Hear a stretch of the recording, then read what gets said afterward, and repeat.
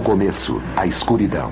Depois, uma explosão deu origem a sistemas em constante expansão de tempo, espaço e matéria. A cada dia, novas descobertas desvendam os enigmáticos e admiráveis segredos de um lugar que chamamos o Universo. Na Terra, os líquidos estão por toda parte, até mesmo dentro de nós. Mas nosso mundo não é como outros. Quando olhamos para as estrelas e os planetas de nosso vasto cosmos, os líquidos são, na verdade, muito raros. E quando encontramos líquidos, eles fluem de forma estranha, em mundos bizarros. É um ambiente onde qualquer coisa construída aqui na Terra não resistiria por mais do que uma fração de segundo. Novas descobertas estão sempre mudando o que sabemos sobre o agitado, borbulhante mundo do nosso universo líquido.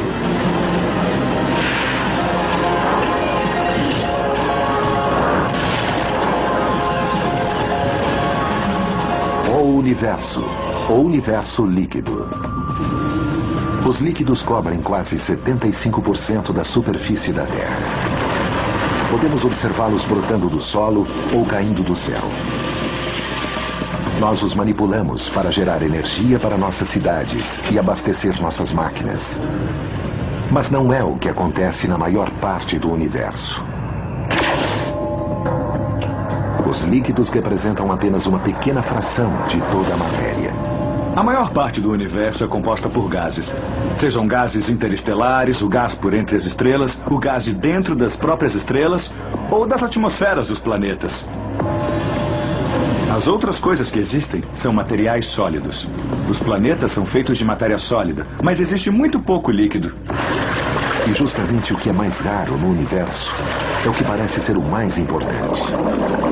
Se não houvesse líquidos no universo, eu duvido muito que houvesse vida. Pelo menos vida como conhecemos aqui na Terra. Observando os outros sistemas planetários, concluímos que talvez haja outras formas de vida que não utilizem líquidos ou fluidos de alguma forma. Mas, por enquanto, é difícil imaginar como seria isso. Então, onde encontramos líquidos no universo? E o que é preciso para que existam? Apenas em certos locais especiais, onde há temperatura e pressão específicas, encontramos líquidos. E um desses locais especiais, com condições específicas, é Titã, a maior lua de Saturno. Titã está envolta em uma densa atmosfera, 50 vezes mais densa do que a da Terra. Mas por baixo do nebuloso céu laranja, vagamente iluminado por um sol distante e dominado por uma formidável vista de Saturno, encontramos lagos brilhantes. Se puséssemos uma webcam em Titã e olhássemos a paisagem, poderíamos pensar que era a Terra, a menos que existisse um termômetro na imagem e observássemos que a temperatura estaria a centenas de graus abaixo de zero. Cruéis 290 graus abaixo de zero, para ser exato. E o líquido não é água, mas na verdade, metano. Quando pensamos nos mundos de nosso sistema solar, existem apenas 2 lugares que possuem líquidos em suas superfícies. Baixa densidade, fluxo de líquidos que podem formar lagos, são a Terra com a água e Titã com o metano.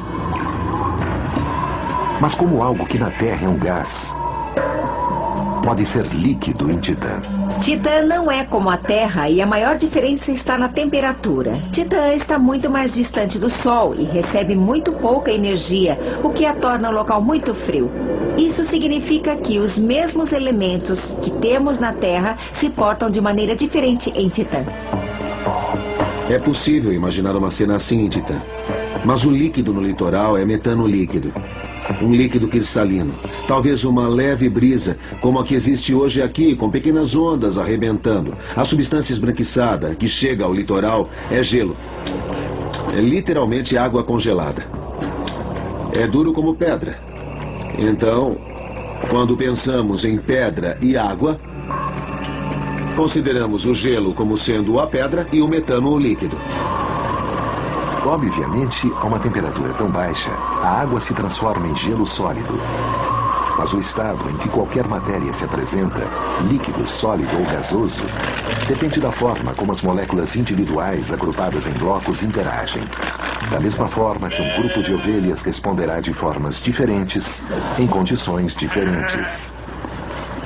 Estas ovelhas podem ser vistas como átomos ou moléculas individuais, como moléculas de água.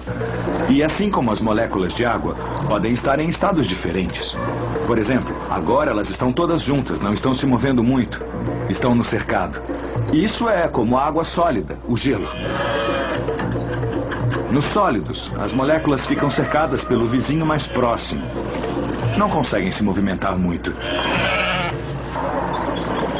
Quando a água ferve e evapora, troca do estado líquido para o gasoso.